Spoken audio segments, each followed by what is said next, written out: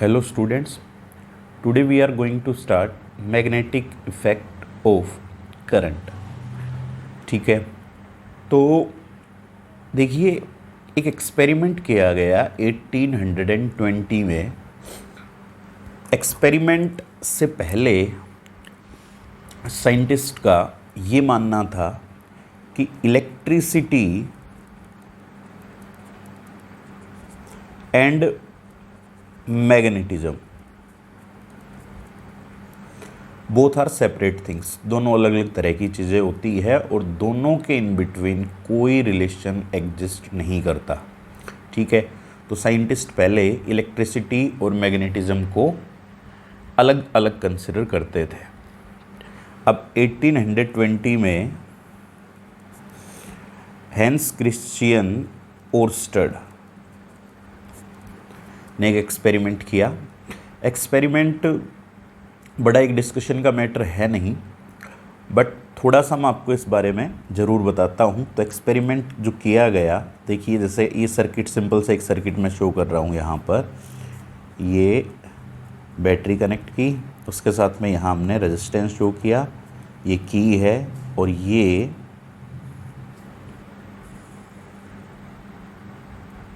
Wire. ठीक है, यहाँ पर एक मैग्नेटिक निडल रखी हुई है, दिस इज़ मैग्नेटिक निडल। ठीक है, अच्छा मैग्नेटिक निडल, अगर मैग्नेटिक फील्ड प्रेजेंट होगा तो डिफ्लेक्शन शो करेगी, इंडिकेट करेगी, तो हमें पता लगेगा कि हाँ यहाँ पर मैग्नेटिक फील्ड प्रेजेंट है। ठीक है, जब तक इस वायर के अंदर से कोई करंट फ्लो नहीं करता, यानी मैंने जब तक यहाँ की को पुट नहीं किया हुआ, तो मैग्नेटिक निडल इक्विलिब्रियम में स्टे करती है, रेस्ट में स्टे करती है, ऐसे समझिए आप। और जैसे ही इस की को पुट किया गया और वायर के अंदर से करंट फ्लो करता है, then this compass needle shows deflection. ठीक है, तो अब इसने डिफ्लेक्शन शो की। अब डिफ्लेक्शन शो की इसने, तो इसका मीनिंग ये हुआ कि करंट कैरिंग वायर, जिस वायर में से करंट फ्लो करता है, उसके सराउंडिंग में जो स्पेस होगा उसके अंदर मैग्नेटिक फील्ड प्रेजेंट है। इसीलिए यहाँ पर जो मैग्नेटिक निडल यूज़ की उसने डिफ्लेक्शन शो करी। जैसे ही आप इस की को यहाँ से ओपन करेंगे, आई मीन स्विच को ऑफ कर देंगे, ऐसे समझिए, तो इस वायर के अंदर करंट फ्लो करना बंद हो जाएगा, तो इसमें कोई करंट फ्लो नहीं करेगा।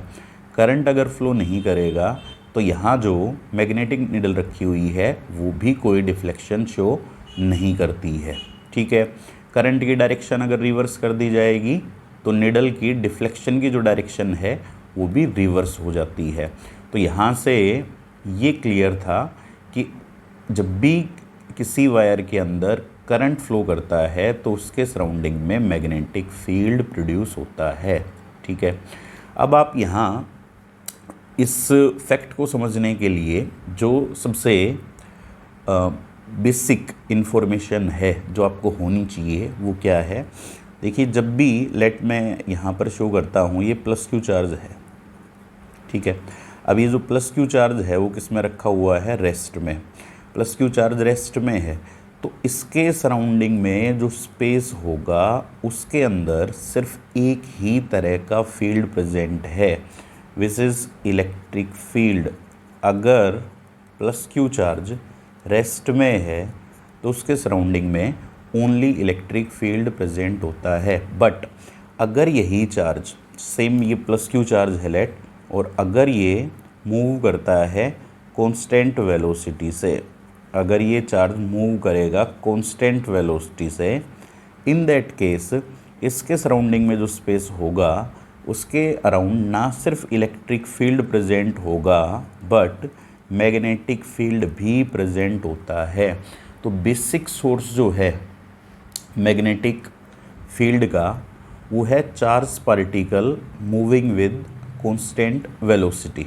ठीक है, और अगर आप में से किसी के माइंड में ये आ रहा हो कि ये कांस्टेंट वेलोसिटी कंसिडर की गई है, अगर ये चार्ज की वेलोसिटी कांस्टेंट नहीं रहेगी, एक्सेलरेट करेगा अगर चार्ज, तो वो केस एक डिफरेंट केस होगा, क्योंकि उस केस में ये जो चार्ज पार्टिकल है ये एनर्जी रेडिएट करेगा इलेक्ट्रोमैग्नेटिक वेव्स की फॉर्म में। तो अभी हमें इस तरह का कोई डिस्कशन इन्वॉल्व नहीं करना है। तो आप अभी के लिए बस ये समझिए कि जैसे ये करंट की डायरेक्शन शो की गई, तो इस डायरेक्शन में पॉजिटिव चार्ज सर्किट के अंदर मूव करता है। पॉजिटिव चार्ज सर्किट के अंदर इस तरह से मूव करेगा, तो वो मूव करता हुआ पॉजिटिव चार्ज मैग्नेटिक फील्ड का सोर्स है और वो मैग्नेटिक फील्ड यहाँ पर प्रोड्यूस करता है। ठीक है, तो ओवरऑल आगे की फर्दर स्टडी के लिए आप ये ध्यान रखिए कि current carrying wire is a source of magnetic field. Current की डायरेक्शन जब हमने चेंज की तो निडल की डिफ्लेक्शन की डायरेक्शन भी चेंज होती है। तो ये मानकर चलिए आप कि अगर करंट की डायरेक्शन चेंज कर रहे हैं तो मैग्नेटिक फील्ड की डायरेक्शन चेंज हो रही है, यानी मैग्नेटिक फील्ड की डायरेक्शन करंट की डायरेक्शन पर डिपेंड करेगी। नेक्स्ट थिंग आप इसको ऐसे भी समझ सकते हैं, एक पॉइंट ये भी ध्यान रख सकते हैं, अगर करंट के मैग्नीट्यूड को इंक्रीज़ करेंगे वायर में तो नीडल की डिफ्लेक्शन भी आपको इंक्रीज़ दिखाई देगी। तो यानी करंट अगर आपने इंक्रीज़ किया और नीडल की डिफ्लेक्शन इंक्रीज़ हुई यानी मैग्नेटिक फील्ड इंक्रीज़ हुआ। सो करंट की अमाउंट को यानी करंट के मैग्नीट्यूड को चेंज करने पर मैग्नेटिक फील्ड भी चेंज होता है। तो अभी के लिए हम एक इम्पोर्टेंट एक्सप्रेशन को समझेंगे जिस पर काफ़ी सारे क्वेश्चन हमसे पूछे जाते हैं। हम फाइंड कर रहे हैं यहाँ पर मैग्नेटिक फील्ड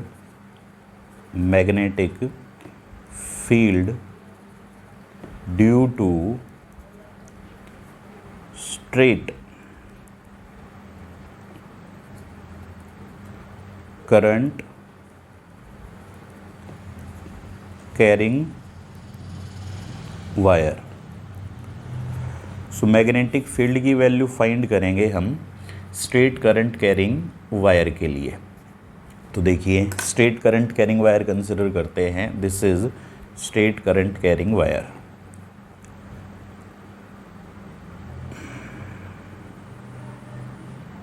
ठीक है, ये स्ट्रेट करंट कैरिंग वायर है। अब इस वायर से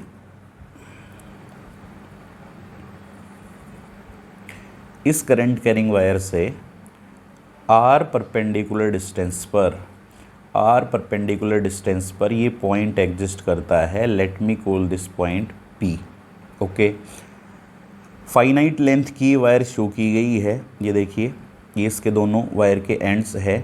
और जो आपको प्रॉब्लम्स में, न्यूमेरिकल प्रॉब्लम्स में ध्यान देना होगा वो बात यहाँ ये है कि इस वायर से जो P पॉइंट की डिस्टेंस ली गई है ये परपेंडिकुलर डिस्टेंस ली गई है।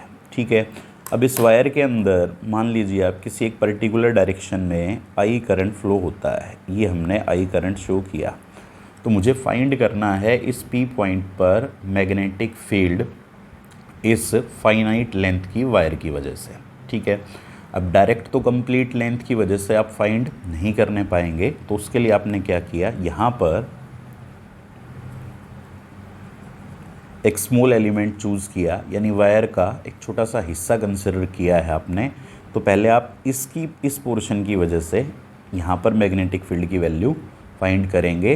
देयर आफ्टर फिर आप कंप्लीट के लिए फाइंड करने के लिए इंटीग्रेट करेंगे। तो ये प्रोसीजर होगा हमारा मैग्नेटिक फील्ड फाइंड करने के लिए। अब देखिए करंट फ्लो करता है यहाँ से I। ठीक है, और मैं कंसिडर करता हूँ कि अगर जो आपने एलिमेंट कंसिडर किया है उसकी let me call this point C, उससे जो डिस्टेंस है यानी यहाँ से यहाँ तक की जो डिस्टेंस है इसको मैं रिप्रेजेंट कर लेता हूँ L से। इस पॉइंट के लिए आप सिंबल यूज़ कर सकते हैं A। ठीक है, सो आपने एक स्मॉल एलिमेंट चूज़ किया, बिल्कुल स्मॉल एलिमेंट, और जो स्मॉल एलिमेंट है उसकी लेंथ को मैं यहाँ AB से रिप्रेजेंट कर लेता हूँ। AB is very small, so AB काफ़ी स्मॉल है और AB की लेंथ को हम रिप्रेजेंट कर लेते हैं DL से। स्मॉल लेंथ है काफ़ी, सो DL। ठीक है, अब पहले मैं इस इतने छोटे से कंडक्टर, इतनी छोटी सी वायर की वजह से यहाँ मैग्नेटिक फील्ड फाइंड करूँगा। ठीक है, तो उसके लिए आपने क्या किया, इसको ज्वाइन किया P पॉइंट से। ये आपने इसको P पॉइंट से ज्वाइन कर दिया है, ये देखिए। ठीक है, ये हमने ज्वाइन किया और यहाँ पर इस एंगल को, यहाँ जो एंगल बना हुआ है इस एंगल को हम रिप्रेजेंट करते हैं एंगल फाई से। कोई सिंबल हमें चाहिए था तो मैंने इस एंगल को रिप्रेजेंट किया है एंगल फाई से। ठीक है, अब यहाँ मैग्नेटिक फील्ड इस स्मॉल एलिमेंट के लिए, इस स्मॉल एलिमेंट की वजह से फाइंड करेंगे।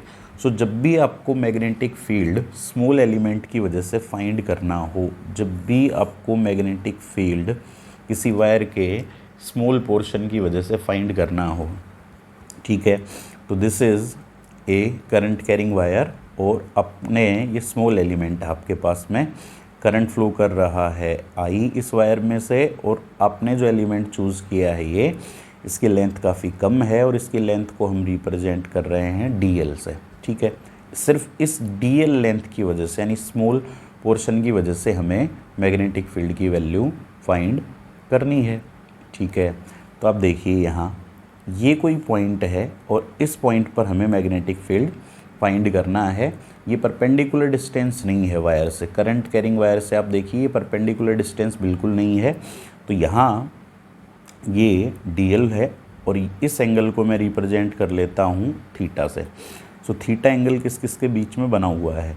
थीटा एंगल बना हुआ है डीएल, इधर ये डीएल। अच्छा, डीएल की डायरेक्शन को आप कंसिडर कर सकते हैं करंट की डायरेक्शन। डीएल की डायरेक्शन क्यों होगी? डीएल को आप मानकर चलिए यहाँ पर स्मॉल एलिमेंट चूज़ किया था आपने, तो इसको आप डिस्प्लेसमेंट कंसिडर करके चलिए। इस डायरेक्शन में करंट फ्लो कर रहा है, तो इसलिए इसकी डायरेक्शन को हम कंसिडर करेंगे करंट की डायरेक्शन में।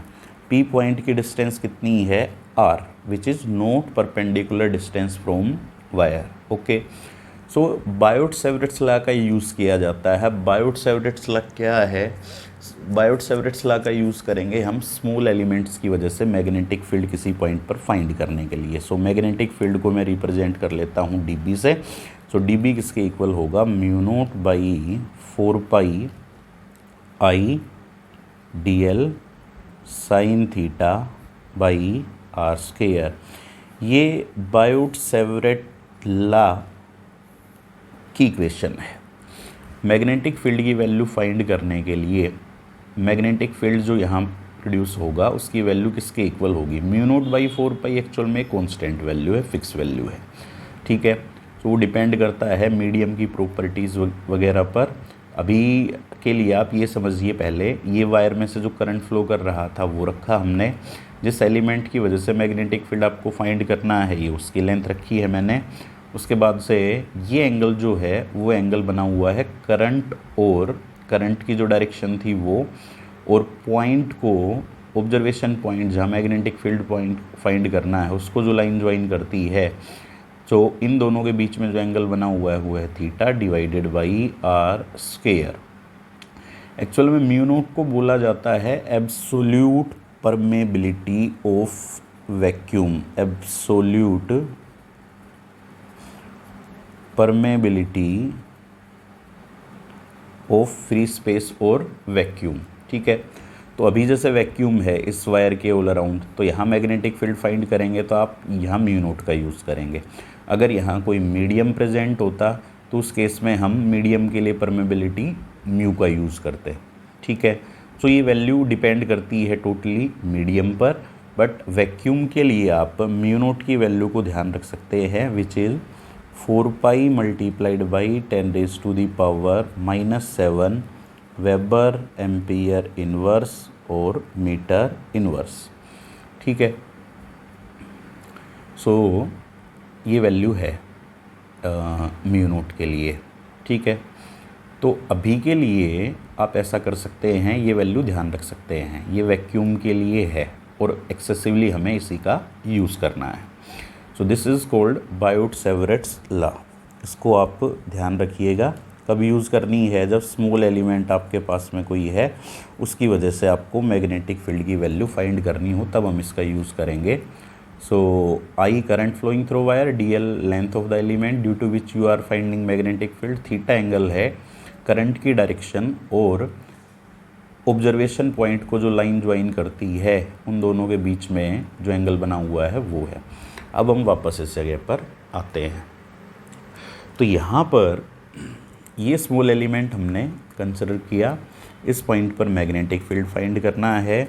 This is perpendicular distance, this is perpendicular distance r। तो अगर आपको किसी तरह का कन्फ्यूज़न ना हो, किसी भी तरह के कन्फ्यूज़न को अवॉइड करने के लिए मैं एक इसके अंदर छोटा सा चेंज कर लेता हूँ। चेंज ये कि आप इन दोनों पॉइंट्स के बीच में जो डिस्टेंस है, यानी कि करंट इस डायरेक्शन में फ्लो कर रहा है, देखिए ये करंट की डायरेक्शन है, इस पॉइंट पर हमें मैग्नेटिक फील्ड फाइंड करना है। तो हमने इसको इसके साथ में ज्वाइन किया, ठीक है, इसको इसके साथ में P पॉइंट के साथ में ज्वाइन किया। सो इसको तो हम बोल लेते हैं R, ताकि सिमेट्रिक हो जाए, आपको यहाँ से कन्फ्यूज़न ना हो, ठीक है। और ये जो परपेंडिकुलर डिस्टेंस दिखाई दे रही है आपको, इस परपेंडिकुलर डिस्टेंस को मैं रिप्रेजेंट कर लेता हूँ A से, ये सिंबल यूज़ कर रहा हूँ मैं। तो थोड़ा इस बात को ध्यान रखिएगा ताकि सिमेट्रिक रहे, ठीक है। ये करंट की डायरेक्शन है, इधर ये करंट की डायरेक्शन थी, यहाँ मैग्नेटिक फील्ड फाइंड करना है, दिस इज़ R, ठीक है। और ये परपेंडिकुलर डिस्टेंस है वायर और P पॉइंट के बीच में, जिसको मैंने A से रिप्रेजेंट किया। चलिए अब शुरू करते हैं। सो इस स्मॉल एलिमेंट की वजह से इस P पॉइंट पर मैग्नेटिक फील्ड की वैल्यू कितनी होनी चाहिए? बायोट-सैवरेट्स लॉ का यूज़ करेंगे। So dB equals to mu not by 4 pi which is constant. उसके बाद जो करंट फ्लो करता है वो रखा जाता है। उसके बाद जो एलिमेंट है उस एलिमेंट की लेंथ, स्मॉल एलिमेंट की लेंथ मैंने आपको बताई थी dl। Thereafter we will use sine theta. अब यहाँ पर थीटा एंगल कौन सा यूज़ किया जाता है? जो करंट और ऑब्जर्वेशन पॉइंट को लाइन ज्वाइन करती है उनके बीच बना हो, यानी कि हमें ये वाला एंगल यूज़ करना होगा। ये आप देख रहे हैं करंट इस डायरेक्शन में गया, इस डायरेक्शन में, इस पॉइंट पर मैग्नेटिक फील्ड फाइंड करना था, इसको मैंने इसके साथ में ज्वाइन किया है। This angle we need to find, okay. So कैसे फाइंड किया जाएगा? देखिए ये एंगल मैंने कंसिडर किया phi, this is 90। So how much is this angle? क्योंकि ट्राइंगल के तीनों एंगल्स का सम कितना होगा? 180, 90 ये हो चुका है, ये फाई है, तो ये कितना एंगल होगा? 90 माइनस फाई, ठीक है। अच्छा, टोटल ये एंगल कितना होगा यहाँ से यहाँ तक? 180। अब 180 में से ये 90 माइनस फाई है, तो ये कितना लेफ्ट रहेगा? 90 प्लस फाई, ठीक है। तो ये वैल्यू हम इस जगह पर सब्सटीट्यूट करते हैं। So 90 plus phi. Thereafter हमें आर का स्क्वायर करना है। सो ये करंट की डायरेक्शन, ये पॉइंट आर का स्क्वायर करेंगे, this is r square, okay. अब इसको सिंप्लीफाई कर लेते हैं। सिंप्लीफाई जब आप करेंगे इसको, dB equals to mu not by 4 pi I dl sine 90 plus phi, तो ये होगा cos phi. Sine 90 plus phi cos phi होगा, सेकेंड क्वाड्रेंट में साइन पॉजिटिव होता है, so we will get only cos phi by r square. Now आपकी responsibility है क्या? देखिए गिवन जो है ना, गिवन वो तो है A, यानी कि करंट कैरिंग वायर और ऑब्जर्वेशन पॉइंट के बीच में परपेंडिकुलर डिस्टेंस A गिवन है। अब ये एलिमेंट जो है वो आप कहीं और चूज़ करेंगे, यहाँ चूज़ करेंगे, तो उस केस में R चेंज होगा, as well as phi angle भी चेंज होगा यहाँ, है ना।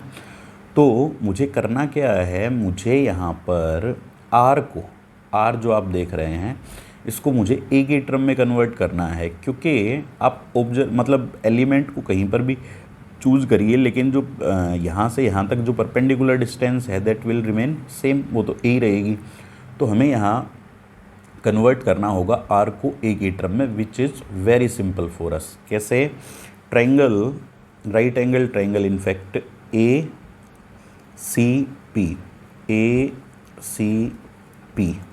फाइंड क्या करना है आपको? R गिवन क्या है? A फाइंड करना है आपको R गिवन है A। अगर मैं फाई एंगल कंसिडर करके चलता हूँ तो this is perpendicular, this is base, this is hypotenuse. तो hypotenuse by base, base by hypotenuse तो क्या होता है? कोस। हाइपोटेन्यूज बाई बेस क्या होगा?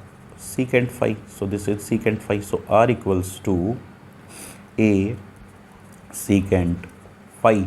तो R की वैल्यू सब्सटीट्यूट करेंगे हम A सीकेंट फाई यहाँ पर। Thereafter we need to substitute this value also, this is DL, DL is very small length, small element था ये, यहाँ चूज़ की थी हमने। सो DL का सब्सटीट्यूशन कैसे कर सकते हैं, सेम ट्राइंगल ACP, L किसके इक्वल होगा, पहले DL फाइंड करने से पहले मैं L फाइंड करता हूँ। सो L फाइंड करेंगे अगर आप ट्राइंगल ACP में, सो L फाइंड करना है, गिवन है A, L फाइंड करना है हमें, A गिवन है, perpendicular by base which is tan phi, so this will be tan phi, so L equals to A tan phi। अब यहाँ थोड़ा आपको डिफरेंशिएशन की नॉलेज होनी चाहिए, दोनों तरफ अगर आप डिफरेंशिएट करते हैं, differentiating both side with respect to phi, दोनों तरफ आप फाई के विद रिस्पेक्ट डिफरेंशिएट करेंगे।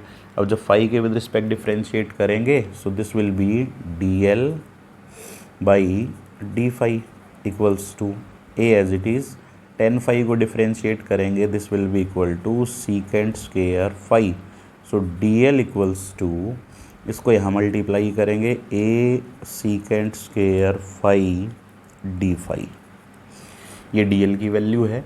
अब ये DL की वैल्यू आप यहाँ पर सब्सटीट्यूट कर देंगे, so DB equals to mu not by 4 pi I as it is, DL की वैल्यू क्या आई थी हमारे पास, A secant square phi d phi along with cos phi divided by R square, so R की value क्या है, A secant phi, square करेंगे, so A square secant square phi, so we are left with DB equals to, क्या left रहेगा, secant square phi cancel होगा, A square था, A रहेगा denominator में, so I am left with mu not by 4 pi I by A, mu not by 4 pi I by A और cos phi d phi, क्योंकि ये term cancel होगी यहाँ से, सो कोस फाई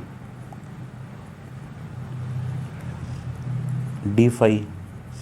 अब थोड़ा ध्यान दीजिए, जैसे जितने भी एलिमेंट्स आप DL लेंथ के इस वायर पर कंसिडर करेंगे, सभी में से सेम डायरेक्शन में करंट फ्लो कर रहा होगा, सब के अंदर से सेम डायरेक्शन में करंट फ्लो करेगा, तो फॉर श्योर इस पॉइंट पर सभी एलिमेंट सेम डायरेक्शन में मैग्नेटिक फील्ड प्रोड्यूस करेंगे, क्योंकि सबके अंदर से सेम डायरेक्शन में करंट फ्लो करेगा।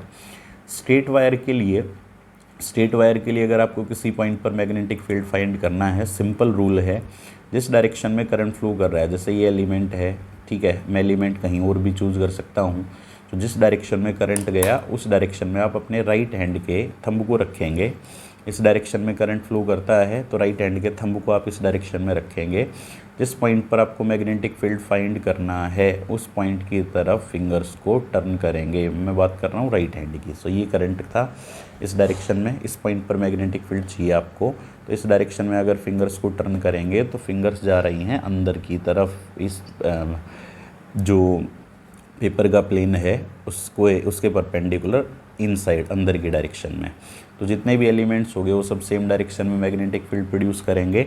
So net magnetic field find करने के लिए, क्योंकि सभी एलिमेंट्स की वजह से सेम डायरेक्शन में मैग्नेटिक फील्ड होगा, तो मैं नेट मैग्नेटिक फील्ड फाइंड करने के लिए इंटीग्रेट करूँगा। Mu not by 4 pi I by A is a constant quantity, current fix है, वायर के अंदर से करंट चेंज नहीं हो रहा, A perpendicular distance which is also constant. So यहाँ पर वेरिएबल है मेरे पास फाई, क्योंकि मैं एलिमेंट्स की पोजीशन जैसे जैसे चेंज करूँगा तो फाई विल चेंज होके, और जब इंटीग्रेट करेंगे तो देखिए इस एलिमेंट को, यहाँ पर जो एलिमेंट है इस एलिमेंट को अगर मैं यहाँ पर कंसिडर करता हूँ, ठीक है, यहाँ से यहाँ कंसिडर करता हूँ, तो ये इस परपेंडिकुलर डिस्टेंस के साथ में कितना एंगल क्रिएट करेगा, ये एंड इस परपेंडिकुलर डिस्टेंस के साथ कितना एंगल क्रिएट करेगा, तो let me call this angle, देखिए इस एंगल को मैं रिप्रेजेंट कर लेता हूँ, इस एंगल को मैं रिप्रेजेंट करता हूँ लेट फाई 2 से, ठीक है, कोई भी सिंबल आप यूज़ कर सकते हैं उसके लिए, तो इसको मैंने शो किया फाई 2 से। सिमिलरली अगर इस एलिमेंट को इसी तरह से चूज़ करते हुए एक्सट्रीम यहाँ पर कंसिडर करूँगा, तो ये क्रिएट करेगा इस परपेंडिकुलर डिस्टेंस ए के साथ में यहाँ पर ये वाला एंगल बनाएगा, ये है, इसको रिप्रेजेंट कर लेते हैं हम फाई 1 से, ठीक है। सो अब इंटीग्रेट जब आप करेंगे तो एक बार मैं यहाँ आपको डायग्राम फिर से बनाकर दिखा देता हूँ। दिस इज़ परपेंडिकुलर डिस्टेंस ए और परपेंडिकुलर डिस्टेंस के साथ में ये एंगल बने हुए हैं, इस बात को ध्यान रखिएगा। एलिमेंट यहाँ चूज़ करेंगे, सो इस एंगल को मैंने फाई 2 से शो किया। डायरेक्शन भी आपको देखनी है, ये एंड जो होगा वो इस परपेंडिकुलर डिस्टेंस के साथ एंगल बनाएगा, तो ये एंगल लिया गया है इस डायरेक्शन में विच इज़ क्लॉकवाइज। इसी तरह से जब आप एलिमेंट यहाँ चूज़ करेंगे तो वो इस परपेंडिकुलर डिस्टेंस के साथ में ये एंगल बनाएगा, दिस एंगल। इस एंगल को हम रिप्रेजेंट कर रहे हैं फाई 1 से, तो ये देखिए इसने एंगल बनाया है परपेंडिकुलर डिस्टेंस के साथ में, तो दिस इज़ एंटी क्लॉकवाइज, ठीक है। अब मैथमेटिक्स के अकॉर्डिंग जो आपके पास क्लॉकवाइज एंगल होगा वो नेगेटिव होगा और एंटी क्लॉकवाइज एंगल होगा वो पॉजिटिव। तो यहाँ पर मैं सब्सटीट्यूट करता हूँ माइनस फाई 2 से आप इसको इंटीग्रेट करेंगे प्लस फाई 1 तक, ठीक है। एंगल की सेंस किस तरह से नेगेटिव ली गई है, ठीक है, वो ध्यान रखिएगा। अब इसके बाद से dB स्मॉल मैग्नेटिक फील्ड होगा, इंटीग्रेट करेंगे सभी एलिमेंट्स की वजह से, तो नेट मैग्नेटिक फील्ड B की वैल्यू आएगी। इंटीग्रेट करेंगे μ0/4πI/a कोस फाई को इंटीग्रेट करेंगे, सो कोस को इंटीग्रेट करेंगे you will get sine phi, limit says from -φ2 to +φ1। अब यहाँ पर b equals to μ0/4πI/a upper limit minus lower limit, so sine phi 1 minus of lower limit रखेंगे, so sign of -φ2, ठीक है। अब यहाँ से b equals to μ0/4πI/a sine of minus theta होता है minus sine theta, sine of minus theta होता है माइनस साइन थीटा, तो ये माइनस आप यहाँ रख सकते हैं। सो साइन फाई 1 और ये माइनस इधर आएगा, so plus sine phi 2। So remember this result, this is the magnetic field at a point for straight current carrying wire. μ0/4π constant है, वो मैग्नेटिज्म में काफ़ी फार्मूले के अंदर यूज़ होगा, ध्यान रखिए इसको। ये वायर में से जो करंट फ्लो करता है वो है ये, जिस पॉइंट पर आप मैग्नेटिक फील्ड फाइंड कर रहे हैं उस पॉइंट की वायर से परपेंडिकुलर डिस्टेंस है। Remember this point, this is perpendicular distance. Sine phi 1 and sine phi 2 are the angles subtended by the two ends of the wire with perpendicular distance. और angles किस sense में लिए गए हैं ये आपको ध्यान रखना होगा, क्योंकि न्यूमेरिकल प्रॉब्लम्स में इनका हमें यूज़ करना है। तो ये एक फाइनाइट लेंथ की वायर के ड्यू टू मैग्नेटिक फील्ड के लिए एक्सप्रेशन है। और नेक्स्ट जो वीडियो लेक्चर होगा वो इसके न्यूमेरिकल प्रॉब्लम्स पर होगा, प्लस साथ में मैं इसके और भी केसेस इन्वॉल्व करूँगा जिसमें वायर की लेंथ फाइनाइट होती है, सेमी फाइनाइट होती है। तब तक के लिए आप इसको ज़रूर तैयार करिए।